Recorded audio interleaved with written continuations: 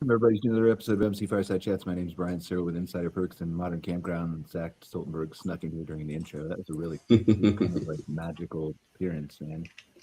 Had Welcome. another meeting ran a little bit late, so I'm here. That's all right. Welcome, sir. Welcome. Excited to be here for another second week episode in the middle of July. We're through July 4th now in the camping season. Some kind of anecdotes, macro, micro, up, down, depending on where you are in the country and what type of resort you run. We should all apparently be following whatever Jeremy's doing. He's doing great.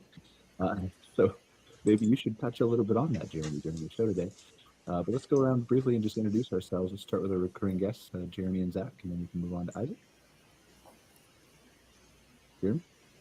Yeah, my name is Jeremy Johnson. I am the co-owner of Cohen Hills Campground in the Upper Peninsula of Michigan. We are located on Lake Superior, just outside of Marquette and 200 feet above the lake. So we've got awesome views, and we operate a rustic campground. And we're just getting ready to start phase two, which includes our first couple of permanent cabins on the property. Awesome. Excited to learn more about that. I know we talked about it briefly, but I'd be interested in like how you're deciding what kind of accommodations and what market research you're doing, because I know you're really deep into the figuring out, what other people are doing that's successful and taking kind of pieces of that and making your own thing. So, Trying. yeah, well, we all are, right? So, Yeah. and I wish I had the lake view you had. I was telling you before, like I'm at Lake View Swap in British Yeah. Columbia. The smoke blew in over the water overnight. I'm sure it'll get to us soon, but right now we got clear skies. Yeah. Zach, please introduce yourself, sir. Zachary Stoltenberg. I'm a licensed architect that works with owners, developers, campground operators to help them design, permit, plan, build unique experiential stays. Welcome, Zach. Thanks for being here. And last but not least, our special guest, Izaac Rains. Hey, By the way, spelled with a Z, Izaac Rains. It sounds like some kind of rock musician or something. my parents were a little crunchy, so I got a cool name out of it. They like to keep it interesting. So my name is Izaac Rains. I own and operate Dappled Light Retreats. We are an outdoor retreat center and short-term rental glamping operation in Eastern Kentucky, right outside of Red River Gorge, Kentucky.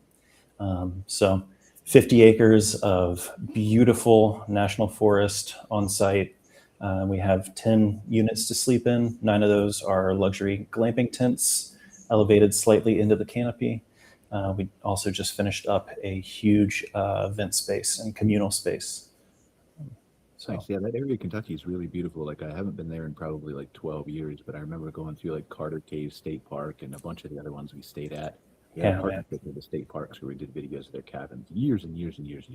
Oh, that's cool. Parks, beautiful areas, yeah.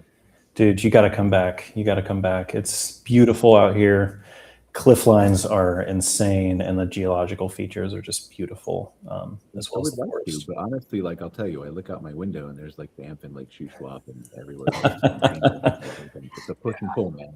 I understand. I mean, there's no flight up here. I can drive. There's a flight there. It's more expensive. Totally get it. To our recurring guests here, Jeremy and Zach. It's been a month since we've been together on the show. Is there anything that come across kind of your desk that you think we should be talking about? Obviously, there's, how did July 4th go and all that kind of stuff. I'm not saying we have to take that direction, but we're just out of the holiday. But what else have you guys seen that you think is worth paying attention to or talking about? Man, I've been so focused on the campground at my own campground that I feel like I haven't seen too much news lately. I mean, make the news then. You can be the news. You're allowed to do that. Yeah, you don't want to be in the news. I mean, I'll just say I'll kick it off with the small talk. We had a great 4th of July weekend, and the rest of July and August are shaping up awesome for us too. So, I'm always curious to see how these predictions will play out. People thought there'd be less travel, but I think at least in northern Michigan, and it sounds like everywhere the World Cup is happening is having good results too, despite some of the negativity. Yeah, it's interesting. I don't know that, and I wish Scott Barr was here to have kind of more of the macro picture. He'll be on Outlier with me later, but I think the general sentiment was like not less travel, just less far travel. Right? people staying closer to home. And we are seeing that, we talked about, I don't want to dive into Michael Scheinman's post or anything, but he talked about some of the occupancy numbers and things like that. We're seeing higher site nights in Canada for sure. And I think it was last week, Simon Neal was on the show from Camp Map in Europe. And we had, I think, Ward on there from Eho Village, the franchisor in Europe. And they said their early season had started off slow, but then had picked up, and now Europe is supposedly poised to have a really, really good summer as well, even with all their heat waves over there. Yeah. So it sounds like maybe just there's a softening in the U.S. market. I don't know if I want to go all the way there, right? Again, there are outliers. That's a macro level picture, right? Right. Plenty of smaller micro operators like you, Jeremy, who are seeing success. Yeah, I wish I knew more on the nationwide side of it. I'm just so focused on this like region, but I mean we're poised to have, and not just me, but like our region of the Upper Peninsula, we're poised to have a record-breaking year again. And I don't, I think some of that's probably because of things like that heat wave last week. It's down in Kentucky, down in Ohio, down in even Detroit, it's 100 degrees and almost unbearable. So people want to head north to the lake, Well, but you were seeing success long before that, right? Your numbers have been up for a while. I've been following some of your LinkedIn posts, maybe not as much as I should.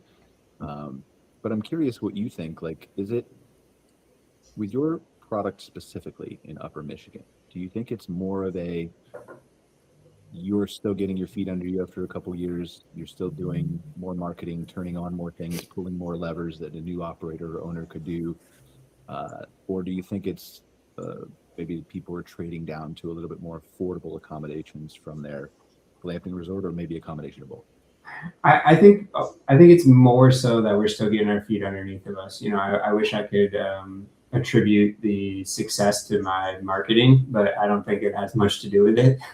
I think it's just the fact that we are a little more visible. We're in year 2, and we just have a lot of room to grow. And then on your second question, like, I don't necessarily think people are trading down either. I just think it's a different part of the market. I mean, we also operate, at one point we had 4 or 5 Airbnbs that are a little bit higher end, and we've gotten rid of 3 of them. So we just have 2 left. But we launched another one this year. And our ADR on that is $550 a night, and it's booked up through October. And I mean, I don't think people are trading down at all. I think it's just different parts of the market.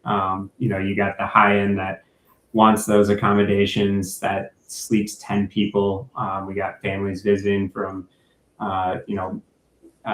everywhere from Royal Oak and Chicago to the Twin Cities, and then we've got our campground that maybe draws a little bit of a smaller group, but like those people, I mean, if I had nicer units at my campground, I bet those would be booked up too.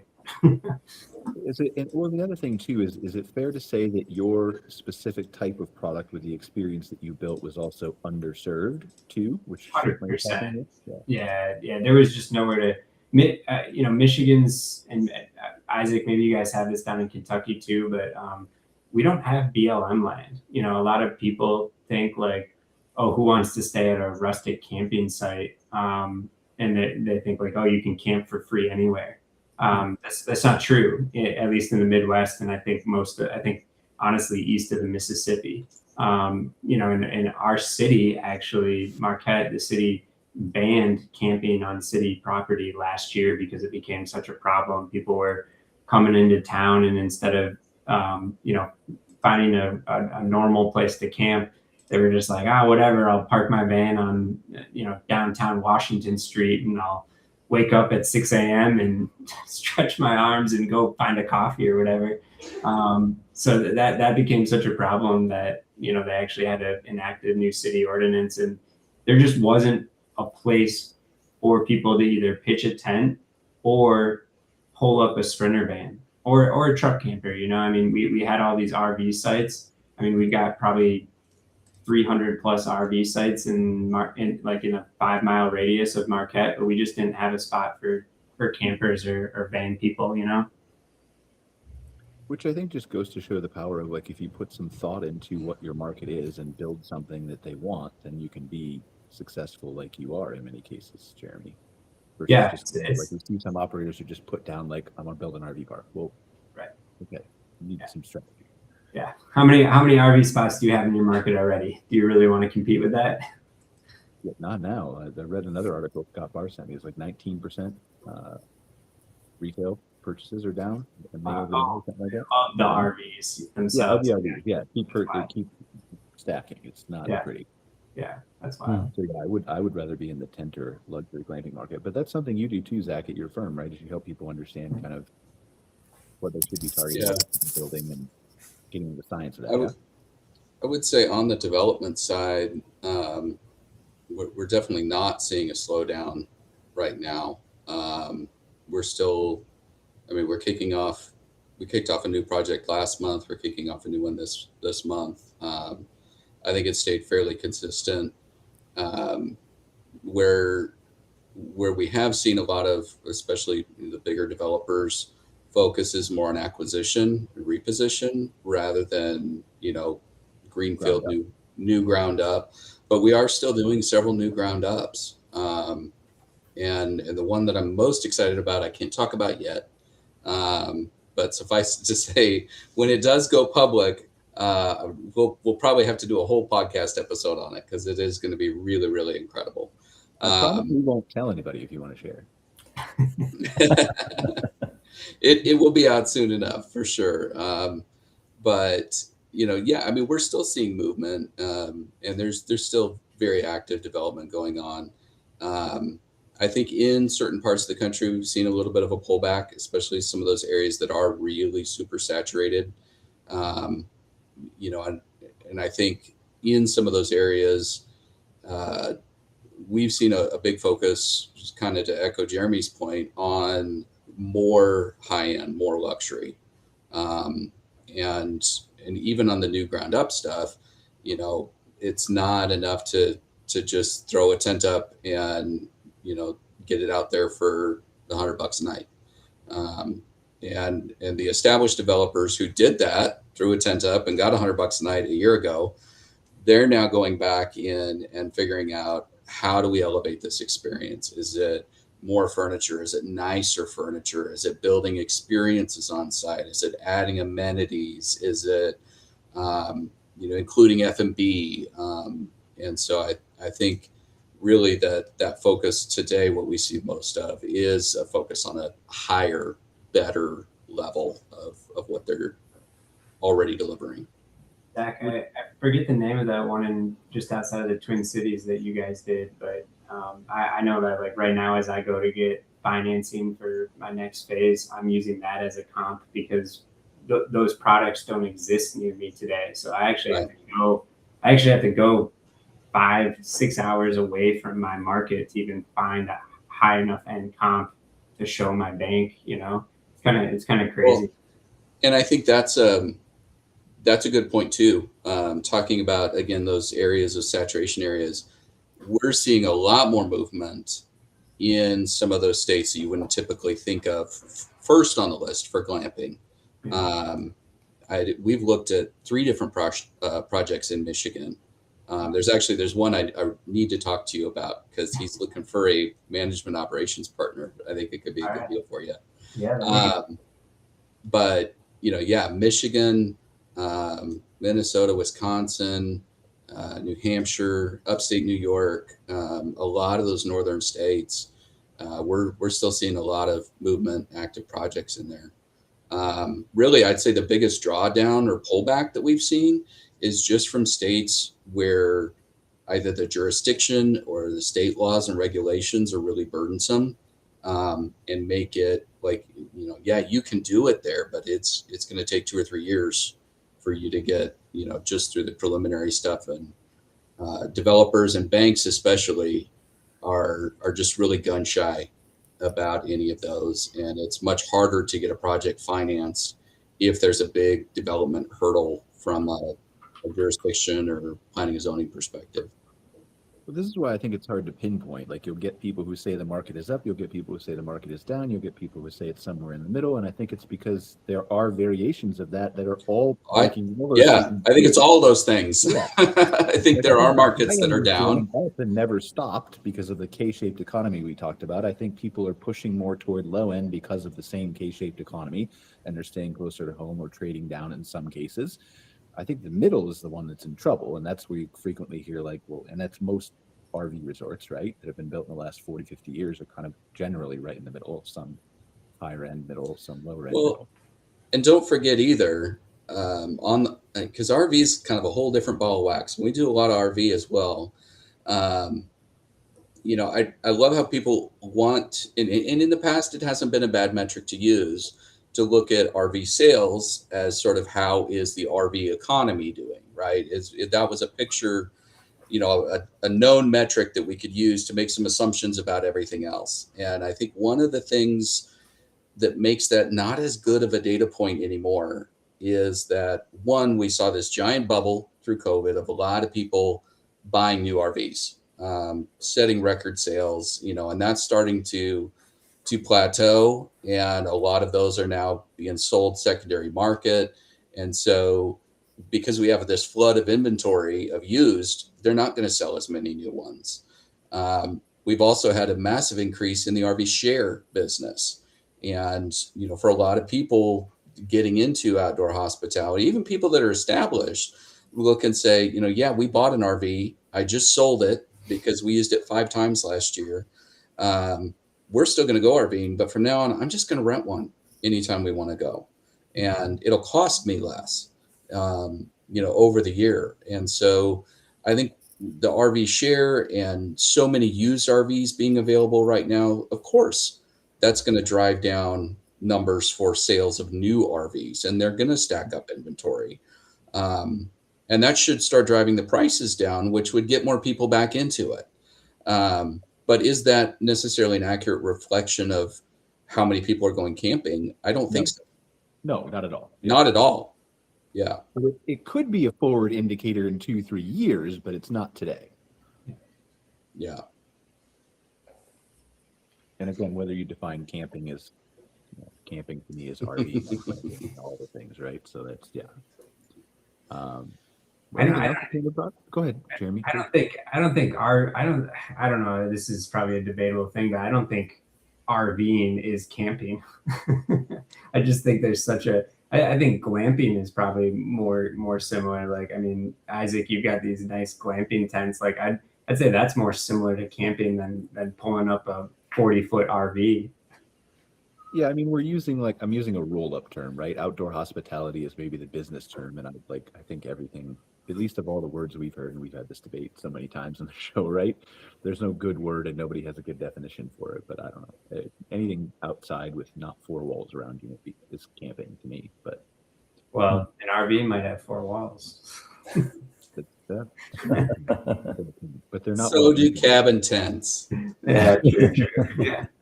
All right, 4 walls actually is what I meant to say, like a motel, like another room on Saturday. That's what I meant.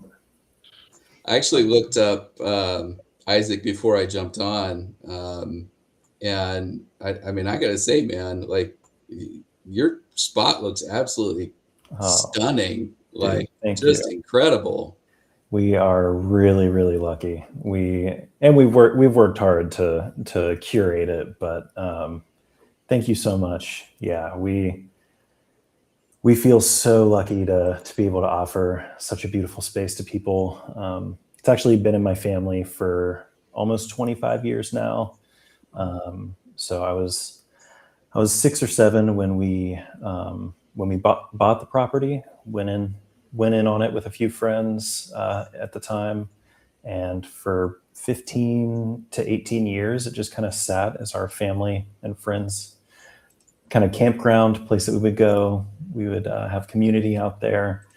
And then about 5 years ago, we started developing it. And I feel so lucky every single day. It's so special to get to offer that space that I have that personal connection with to other people. Well, and I love what you've done from a branding perspective too. I mean, anybody who's spent more than 20 minutes on Instagram knows that bird watching and all this is like all the rage right now. I guess the thing, right? I tease my wife. She has the app on her phone that tracks like all the birds that she's seen, and we'll be out someplace. I'll see a bird, and I'm like, "Hey, you better get that one. Put it in your birdie decks. You better log it, or it doesn't count." That's right. So I love like that theming element and pulling in some of the colors and things that you did, and kind of playing off the names of the different birds and theming each of your units. I think it's really cool, and it's like spot on trend for right now. So it's awesome. We kind of fell into that by accident. We just our family loves birds, and we thought it would be fun to kind of name these nests after different local birds. Love it. With the exception of our property manager cabin, which we call the Puffin's Nest. That's an ode to my Nana, who passed a few years ago. She's from Newfoundland, so had to get the puffin in there. So I would have just told you a puffin is a bird too. But not local. Oh, that's true. Okay. Mhm. Is a puffin actually a bird? I don't even know. I think so. Yeah, that's what I thought too, because we saw them in Iceland. We saw little baby ones that kids were tossing off cliffs. Oh my gosh, that's so fun. Yeah. All right, so they are a bird. I'm not crazy. I thought I was just... No. They look like little dinosaurs, though. I always heard they're the only penguin that can actually fly. I could see that. Are they actually from the penguin species? They're black and white. They kind of look like penguins, but I don't think they are. Now, while we have another conversation that's related to what our audience probably wants to hear, we can keep going. So yeah, talk us through some of your accommodations here, Izaac. We have 3 of them pulled up. Yeah, so I'll start with the cliffside cabin right there in the middle. That is the oldest structure on our property. And that is actually a carryover from when it was just a friends and family space for us. So cliffside cabin is pretty small. I mean, it's 400 square feet on the ground floor. So nothing too crazy. It's got a lofted sleeping area. But we made the whole back wall kind of windows, which you'll maybe notice as a theme with us for our hard-walled structures. Just as many windows as possible. But I feel like the windows really kind of make the space feel a lot bigger and a lot more open. It also highlights that valley view on the outside. The cabin's, 20 feet, 30 feet from the actual cliff edge. So you're right there looking at the cliff edge. And it started as an off-grid cabin. That's where we spent a lot of our holidays, a lot of my weekends as a kid. For the first few years, we were just camping, and eventually got a little yurt that we threw up, and then worked with a local builder to build this cabin. Brought it on grid about 4 years ago when we started expanding and opening it up to people. But it's a really simple little space, and that's kind of something that is intentional. Like with our spaces, we don't like to do too much whenever possible, because the whole reason we started and the whole kind of heart behind what we do is surely similar to what you all are doing as well. But we want to make nature accessible to people, and we want people to connect with nature deeply whenever possible. So we didn't do anything super fancy inside, kept it pretty simple, and let the surrounding nature kind of do the hard work, hard lifting for us. I rambled a little bit. Sorry. No, that's okay. I think there's also a difference in the simplicity, though. Like I was looking through the pictures, you can see them in the bottom corner here, like the little games and stuff like that just make it feel like a home instead of a hospitality, like a sterilized hotel room or something like that, right? Just those little things that are hidden away still that keep it simplistic, but just allow it to feel more like home, I think, can make all the difference sometimes. Thank you. Yeah. Talk a little bit more about that switch going from an off-grid dry cabin to, fully connected? Oh man, what a journey that was. So for my whole childhood, we would, cart in all of our water every time we came. We'd just be carrying gallons and gallons of water in with us. Um, we we started off no electricity and then ended up getting solar panels, which was really cool. It was super fun to have the cabin kind of run off of just the sun's energy. But we are in an area that for part of the year can get pretty cloudy and dim. And, obviously for consistent rentability, the solar would have taken a lot to kind of upgrade to the point we would need to. So, we started renting the space out off grid, and we kind of set it up as best as we could to make the experience easy for guests. So, we would bring in water for people. We would kind of, explain the solar system to them, let them know about how much power they would have each day. People actually loved it. I was really surprised because we kind of put it up online as like a test just to see, will people connect with this? Will they enjoy this experience? Not really sure. And people, I was blown away. People loved it. They were like, it's so cool. It's beautiful. It's off grid. And so for our first year or so, we rented it off grid, and it went well overall, but it was a lot of work on the back end for us and for the guests who were having to kind of like bring in a bunch of supplies and that type of thing for themselves. And so as we started hosting more and more people, and kind of a more diverse selection of people started coming through, we started to realize that, okay, it might be time to add a few more of the amenities for folks. That'll open us up to a broader audience. It'll make nature more accessible for more people. And even though we love being off grid, it just feels like this is kind of the way to go if we want to successfully operate as a business. And so we ended up bringing in electricity and water and gas at the same time that we were building our first round of glamping tents. So that was about a year, maybe a year and a half into this journey. We had gotten enough traction that we wanted to do something else on the property, something unique. And so we looked at geodesic domes. We looked at a few different options, some prefabricated options as well. And nothing was really speaking to us. Nothing was getting us super excited. None of that was really fitting the budget. And then we happened across some safari tents.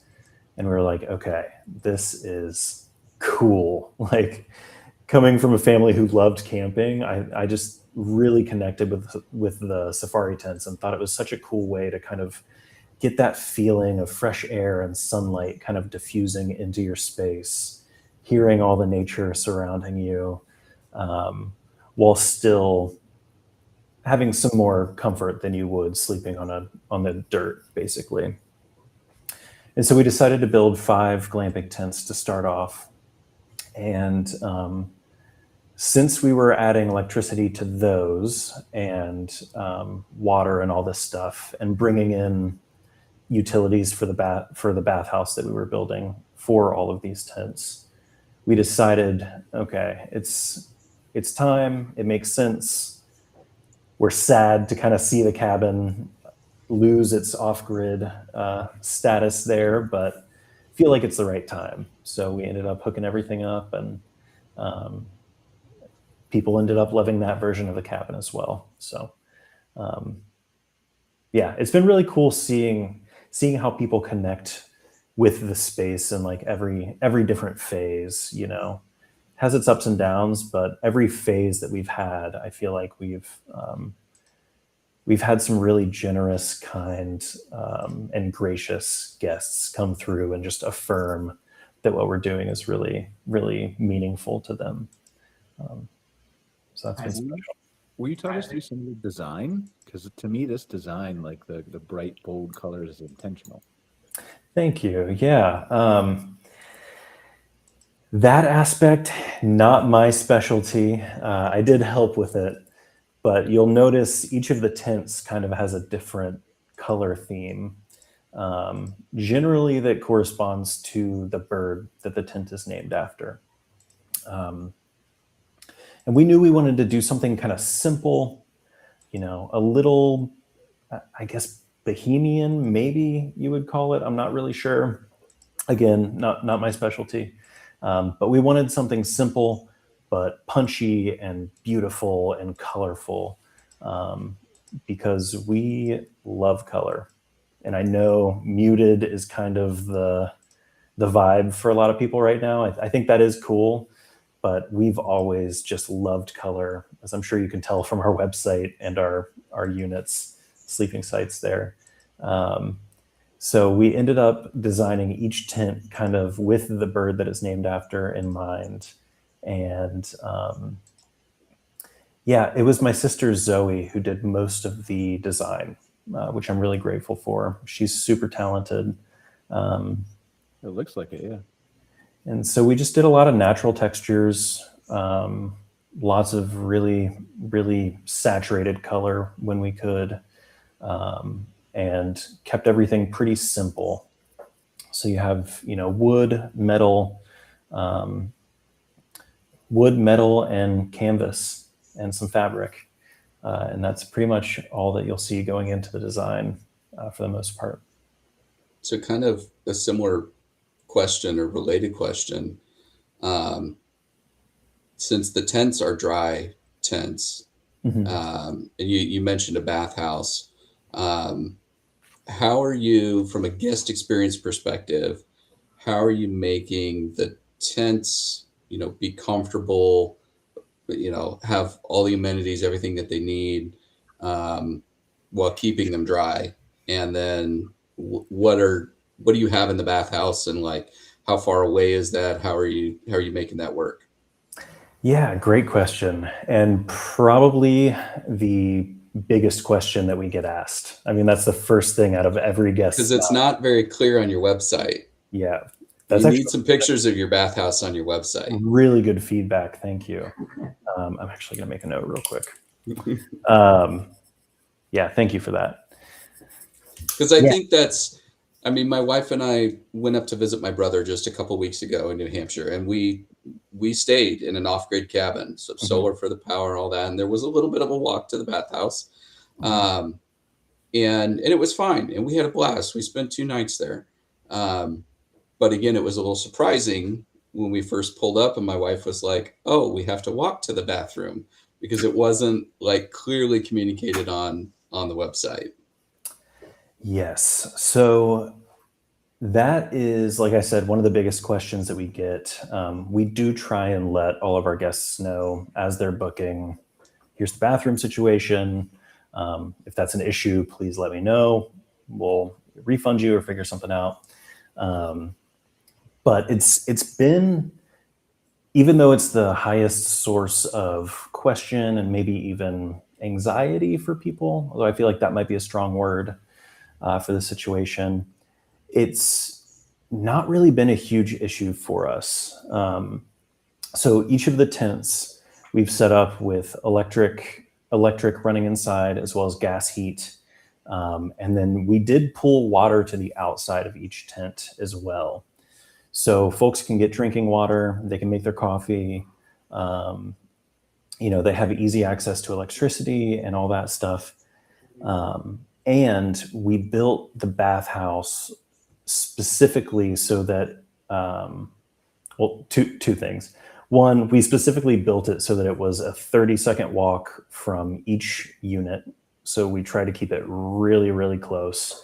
And then 2, we over-engineered it, like probably way more than we really needed to. Because I've been in some raggedy bathhouses. I mean, I've been in some rough bathhouses, through traveling and camping and that type of thing. So we really wanted to kind of overdo it with our bathhouse, since we knew that bathrooms inside of each tent wouldn't really be viable for us at the stage that we're at. To do that in our area, we would have to clear so much of the forest around the tents. It would just kind of ruin the view, just so that we could put septic systems in, and we kind of struggled with that a little bit. So have you thought about doing even just like a sink where, like, again, I always think about my family, my wife, would she want to stay there? Like a basic sink and a mirror, at least somebody can like wash their face before bed if they got to take out contacts or something with their, and that's not, usually sink water doesn't always have to go, all the way to a septic system. I mean, it can go to a bucket that sits underneath the sink that you change out when your housekeeping crew comes through. Or have you thought about maybe like composting toilets, to where, yes, if somebody's willing to make the walk, down, but if they need to get up in the middle of the night to go to the bathroom, you don't have to get shoes and a flashlight. Yes. Yeah. So this year, actually, we've started exploring sinks and potentially incinerator toilets and or composting toilets. We're kind of entering the next phase of building. You're in just what we were talking about. Like you through the initial, and now it's how do we upgrade? How do we? Yes. Yeah. Exactly. So we're kind of entering the next phase where we're like, okay, we might want to throw a couple more hard-walled structures up, and we might want to upgrade what we already have as far as our tents go.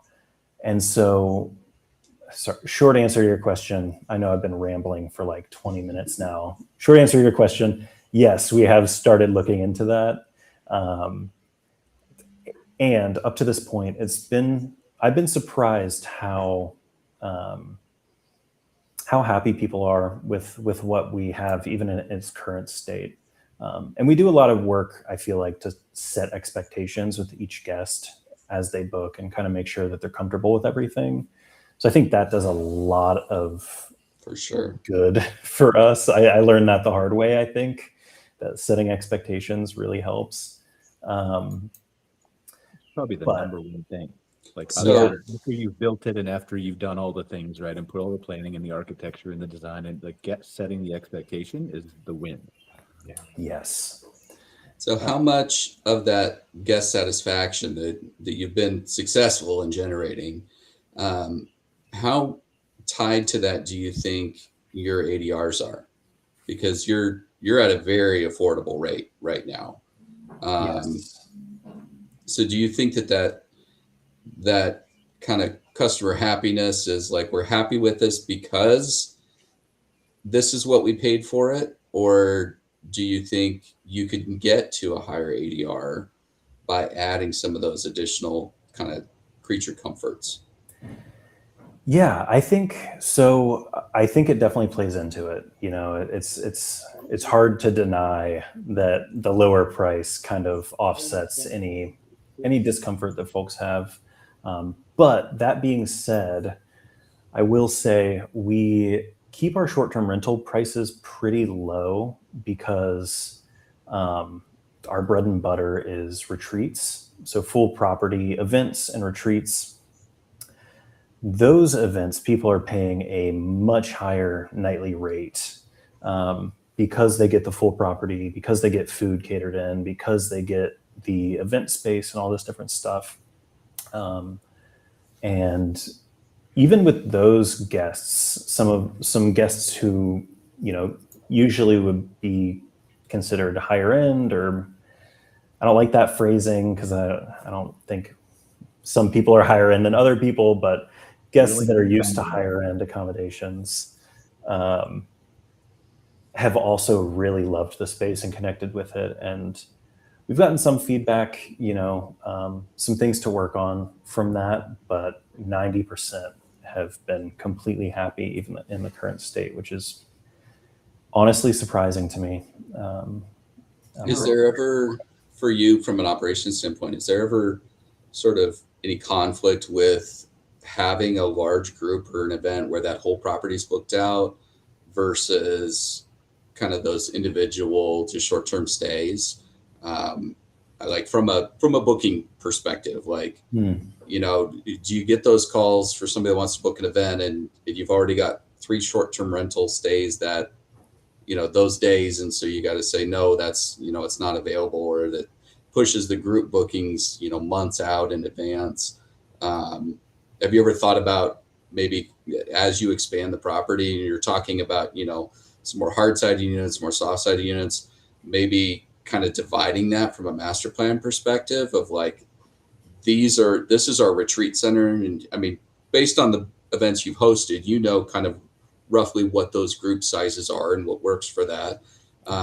Maybe just designating part of the property that this is the kind of retreat area, and then maybe your expansion is into a newer area that's more, focused on just the individual stays. We definitely have thought about that. So our property it's 50 acres that sits on a horseshoe of cliff edges. So it would be fairly, easy. Easy is not the right word, because it wouldn't be easy. Nothing's easy. But it would be fairly achievable to split that horseshoe kind of in half and say, okay, this side of the horseshoe, that's going to be short-term rental. This side is retreats only. But we don't have the capital for that right now. So the way we've made it work is, sorry, to answer your question, yes, there is some conflict there that we had to work through. And our first 6 months, especially, were definitely like a huge learning curve of like, how are we booking these things? And how do we do this in a way that, allows us to actually make a profit of some kind, but also to where we're not like leaving either retreats or short-term rental guests out to dry, basically. And what's worked for us is allowing retreats to book well in advance if they want, and limiting short-term rental bookings to a rolling 60-day ahead of time schedule. Because we noticed for our area, or for our property specifically, most short-term rentals are booking within 2 weeks. So kind of like, doesn't really make sense to have 6 months from now open for one individual stay if a retreat is going to be booking 4 months in advance and they want the whole property. So that's kind of how we've set it up currently. That's I think that's a good approach. That's a kind of decent segue to your sorry, please, Zach, if you have a question, but I was going to segue to his events business here just for a second. Yeah. No, I said, I think that's a really good approach, that, understanding those markets, knowing the retreats are booking in advance, and then being able to close out those windows and fill in the gaps with the short-term rentals. Thank you. But yeah, I want to hear about the event center, because this building looks really cool. Thank you so much, man. Yeah, I'll run you through it real quick. I feel like I've been doing all the talking. Like, I want to hear from Jayne as well, and Jeremy, and but the event space we call the rookery, kind of following that bird theme. A rookery is a space where birds or mammals, in some situations, gather in community to kind of rest, rejuvenate themselves. That's usually where a lot of the animals will take the time to give birth and start raising their young. And so we wanted to create a space kind of central to our tents and all the units on site, where especially retreats and events could gather. And so it would be a space where you could get up, unzip your tent, and walk down the hill and kind of enter this space and have a cup of coffee first thing in the morning, start journaling, hanging out with the people you came with, that type of thing. And so we decided, we had a tent in the spot that the rookery is now. We decided to take that down because it was this beautiful section of cliff edge that looks towards the sunset out over the valley. And we're like, okay, this is where people are going to hang out. And so we worked with an awesome local architect to the Northern Kentucky, Cincinnati area named Greg Tilsley and his team, Tilsley Architects. And they kind of helped us design. We went through probably 5 to 10 different iterations of what the space might look like. And they helped us kind of design a space that would transition fairly seamlessly indoor to outdoor. And so again, like I said, the windows are kind of a theme for us. You'll see most of the walls in this building are actually windows. So that back wall that you're looking at here actually points straight out into the valley towards the sunset. And all of those doors kind of slide open to allow for a seamless transition from inside into the outdoor deck. And so as we designed it, we kind of, again, really tried to keep it simple. I mean, it's beautiful. It's masterfully designed, I feel like. And we didn't overdo the features or anything like that, I don't feel like, intentionally, because what we're hoping for is for groups of people to come and connect really, really deeply with each other, get vulnerable, especially for these kind of leadership team retreats, corporate retreats that we're doing. We wanted a space that would take folks who are used to kind of being in an office all the time. They're used to a very rigid schedule, rigid to-do list, maybe some stiff interactions with coworkers because you're going through the motions every single day. I've worked an office job before. I remember how that felt to just like, you connect with people, but it's only so much. So we wanted a space where people could walk in and feel completely different than they normally would at work. And so what we landed on was a lot of wood, a lot of warm colors, natural materials. I feel like really help bring people down to kind of a more grounded state, and beautiful views. And so, I don't want to interrupt you, but I found the bathhouse. Please. Yes. That is our bird bath, our beautiful bathhouse. Individual bathrooms with their own personal heaters, showers, sink, toilet, all that good stuff. I didn't mean to change your subject. Sorry. That's okay. I was curious. You're good. And so we kind of designed the space to be really simple as a way to offer folks that easier access to vulnerability and deep connection and intentional kind of creative problem solving for groups that are in need of that.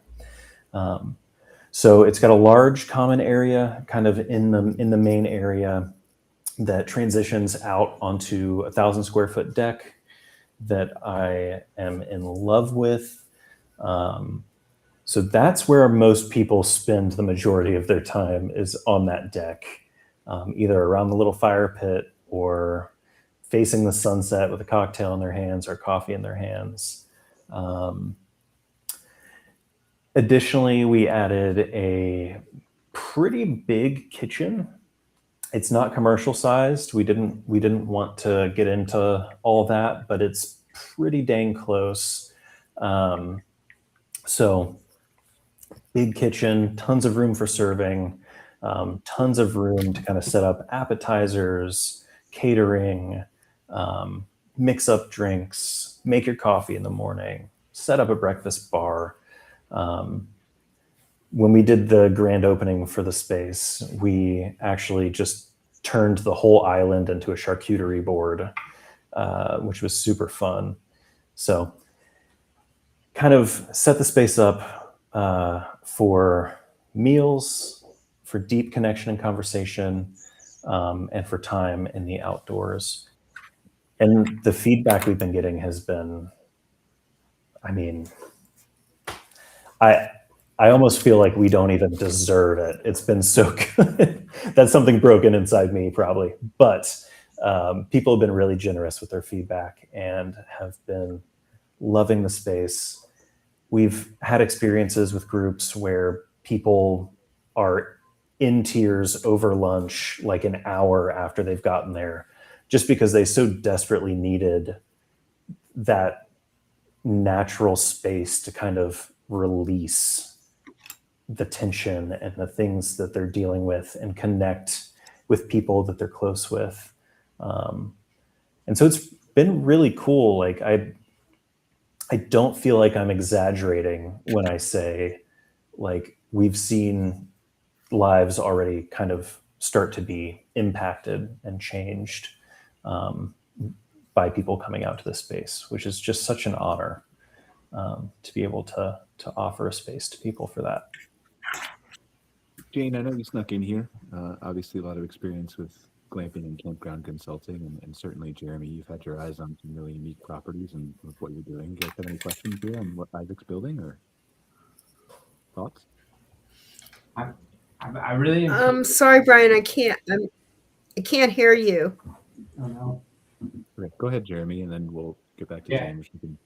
We can hear you, Brian. But Izaac, I'm really curious because I'm going through a lot of the same things that you're talking about right now, and that you've already done. Do you think it would have been worth it to preserve the off-grid electricity with like a solar system?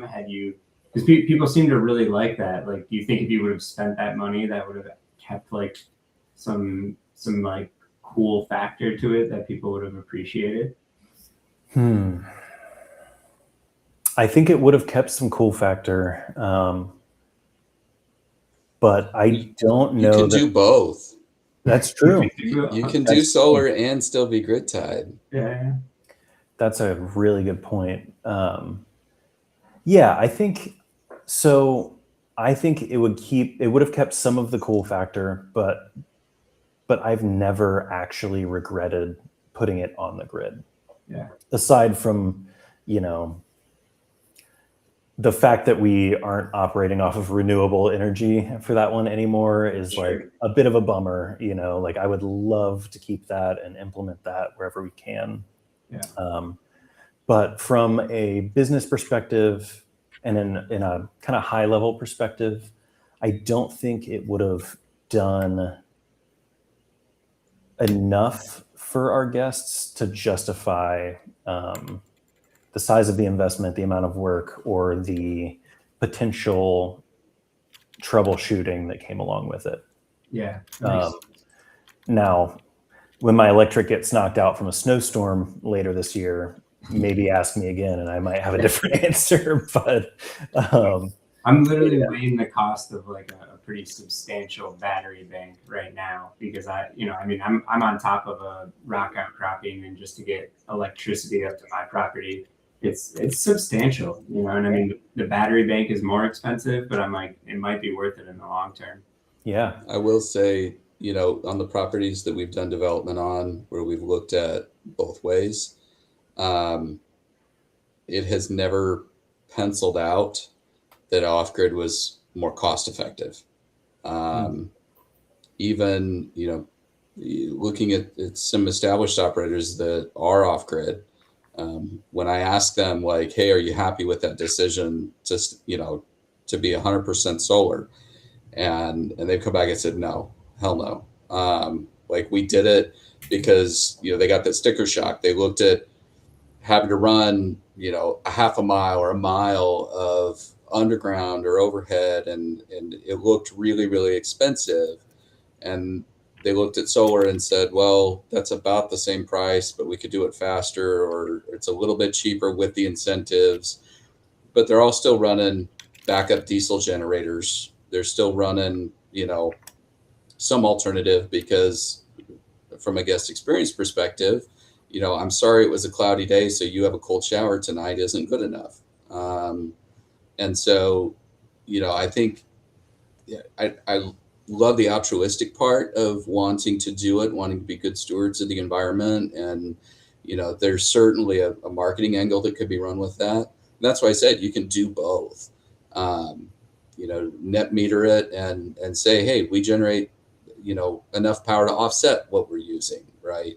But yes, we're still solar powered. If you really are, you're just yeah, you can absolutely also, you can. Right? Yeah, we're powered with renewable energy, but I think there's still enough questions with reliability, capacity. When you start pricing out some of the big battery banks and the installation, not to mention they do have a finite life span on those.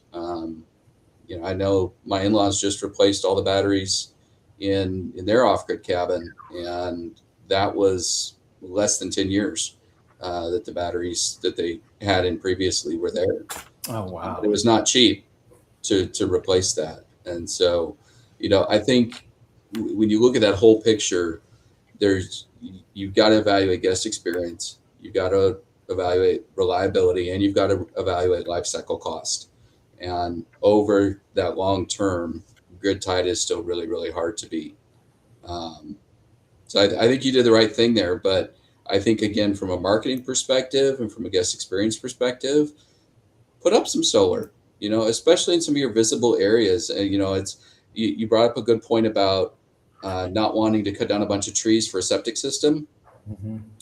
But you can do an elevated solar field over that septic system. Oh, yeah. And that becomes a lot better, oh gosh, they cut down all the trees. Yeah, it's because they brought in solar. And it, sometimes we look for sort of compatible uses with that, right?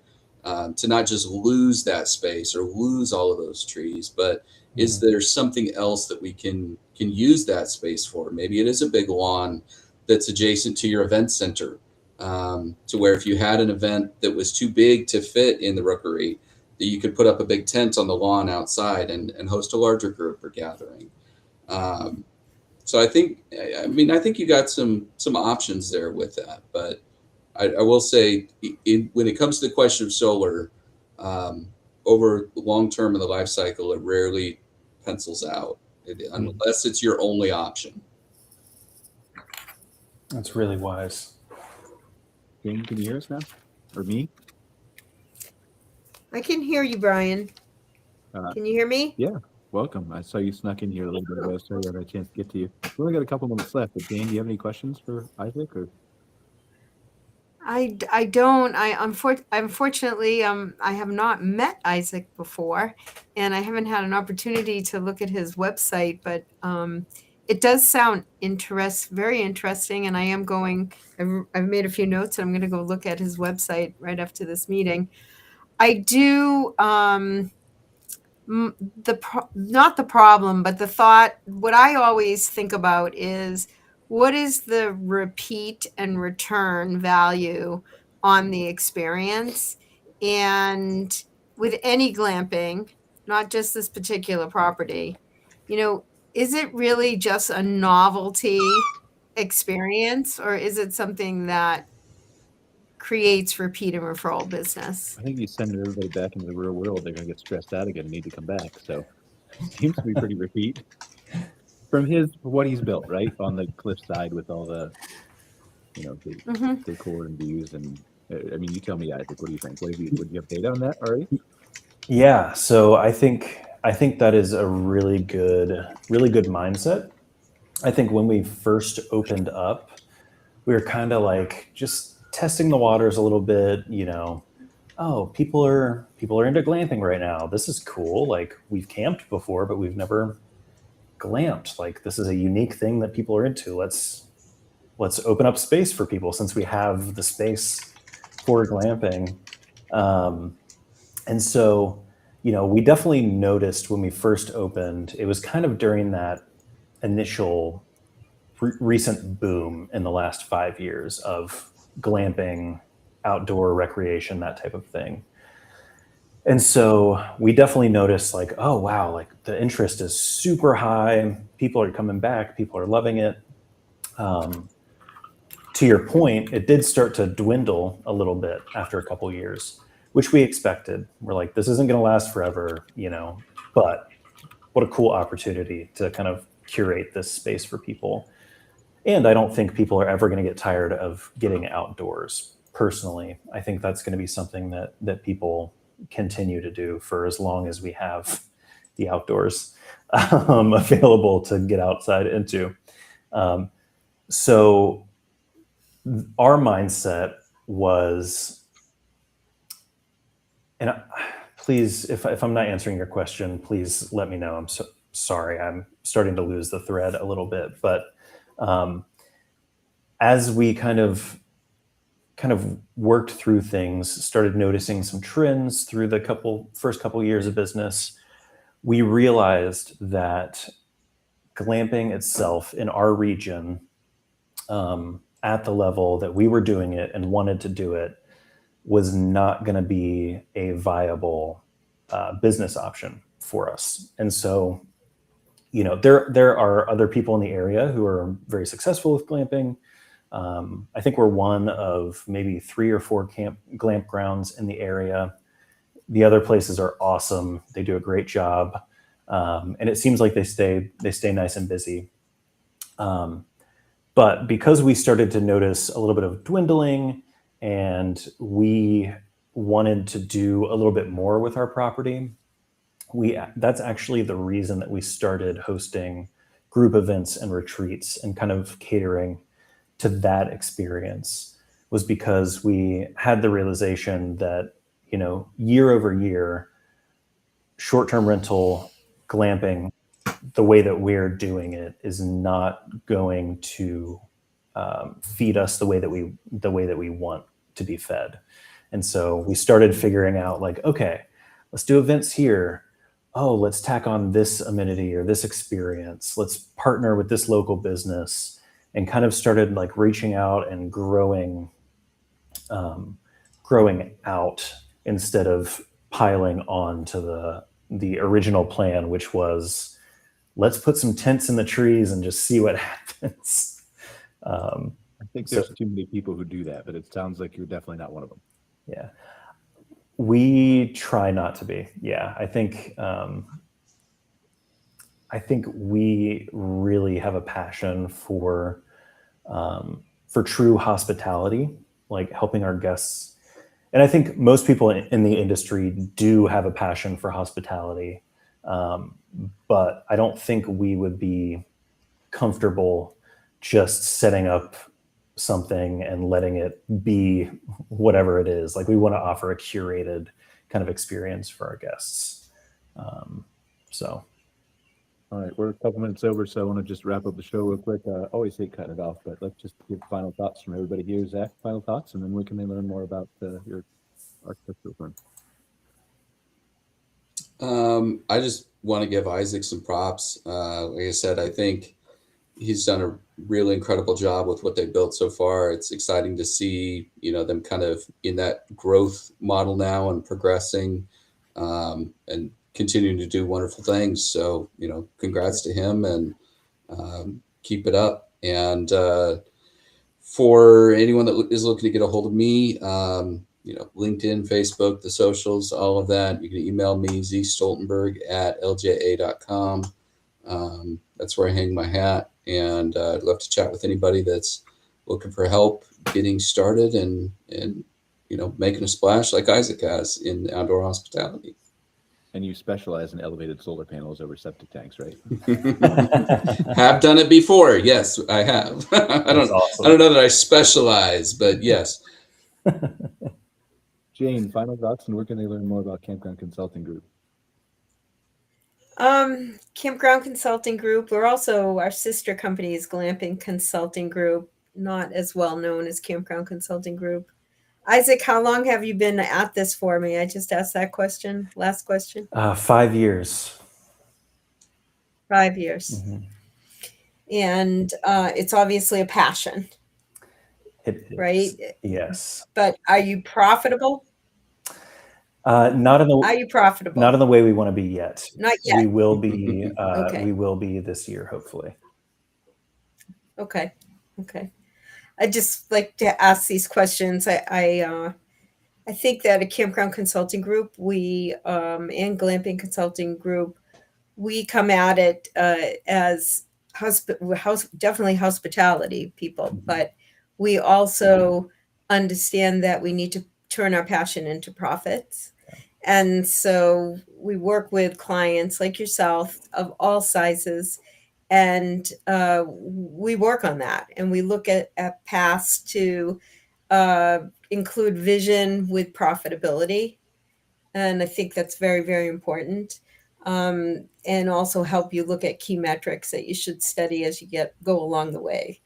Right. Awesome. And I apologize for not being able to attend the entire meeting. Like all of you, this is the busy season. So I get tied up. But good luck. I'm going to study your website. I've looked a little bit. It looks beautiful. And thank you for sharing everything. And if anyone needs to get a hold of me, I'm of the older generation, so I don't do a lot with LinkedIn or any of that, but just give me a call on my cell phone, text me or email me. My cell is 603-455-1884. Happy to help anyone. Thanks, Jayne. Appreciate you being here. And last but not least, Izaac, final thoughts, and where can they learn more about Dappled Light Retreats? Yeah, I just want to thank all of you. I was super nervous. I've done a couple podcasts before, but I still get the shakes every time. But you made it so easy. Thank you. You guys made it so easy and asked great questions, and I'm just really, really grateful to be on here. I don't know if you remember, Brian. My dad and I were actually, when we first opened, we were on an episode, but our internet connection at the property was so bad that we basically had to leave.